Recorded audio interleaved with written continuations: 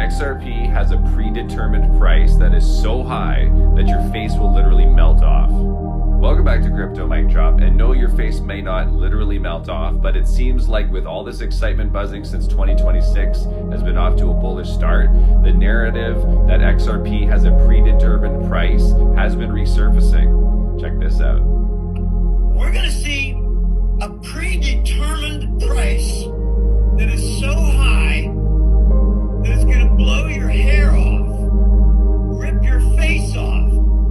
It's so high that it was agreed upon by a group of powerful people and corporations at a level that would function as the global standard in transfer payments as a bridge asset. Bridge asset. What are the giant players? Well, there's the IMF, there's the Depository Trust working with Bank of New York Mellon, there's NASDAQ, there's SWIFT, and there's Wall Street and all the big banks.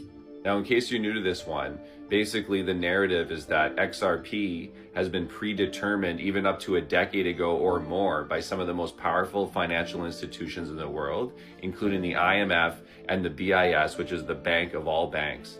Now, what it is that if XRP were to be used as a financial instrument, the way that we all have been hearing for years now, the price has to be predetermined and set in order to function the way that they want it to.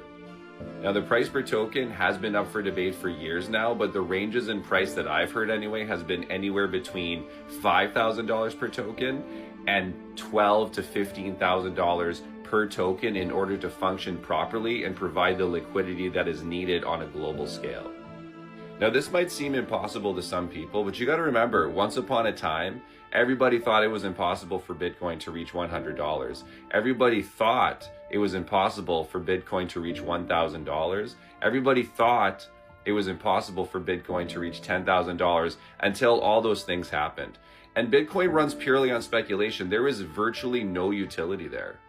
You got to remember that this is a whole new asset class. Everything, and I mean everything, is going to be going onto the blockchain.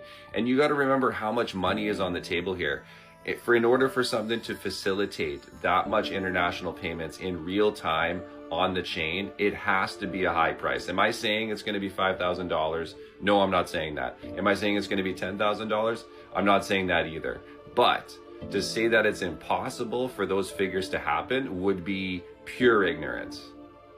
One thing's for sure, we got a lot of exciting things happen. I've said before, this year's off to an incredibly bullish start. We've got liquidity coming into the market. We got the money printer coming on in March. We've got, most important,